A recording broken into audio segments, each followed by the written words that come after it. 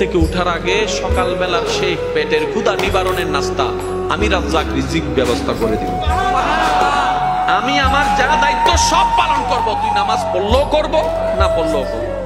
আমি দিলেই তোর খাবার, আমি দিলেই খাবারটা রান্না হয়, আমি দিলেই খাবারটা হাতে ওঠে, আমি শক্তি দিলেই তো মুখে যায়, আমি বুক বিলার ক্ষমতা দিলেই তো তুই বুক কিনতে পারিস।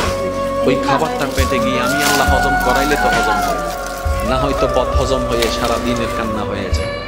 আমি আল্লাহ স্রষ্টা হিসেবে যা করার সব করব। তবে আমি তোকে নতুন করে বলবো না নামাজ পড়, আমি তোকে বলবো না সুদ খাইস না, আমি তোকে বলবো না বউ পিটিস না, আমি তোকে বলবো না যৌতুকের জন্য অত্যাচার করিস না, আমি তোকে কিচ্ছুই বলবো না ওর জায়গা দখল করিস না, আমি তোকে কিচ্ছু বলবো না।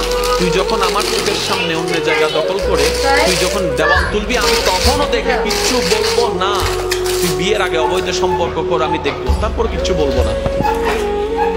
তবে তুই যদি বুদ্ধিমান হস, ভুল করলো তোর জন্য একটা সুযোগ দিচ্ছি।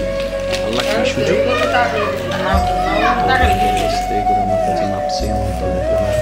রব শুধু কারণ খুঁজতে থাকে বান্দাকে মাফ করার জন্য। সুবহানাল্লাহ জোরে বলি। মানুষ অপরাধীদেরকে খুঁজতে থাকে সাজা দেওয়ার তরে, রব অপরাধীদেরকে ডাকতে থাকে মাফ করার জন্য।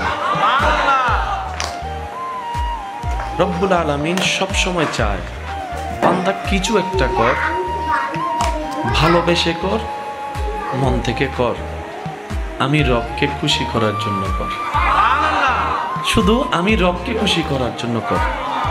তোর সারা জীবনের করা এরকম 10টা কাজের ভিতরে যদি একটা কাজও আমি রবের কোন রকম পছন্দ হয়ে যায়,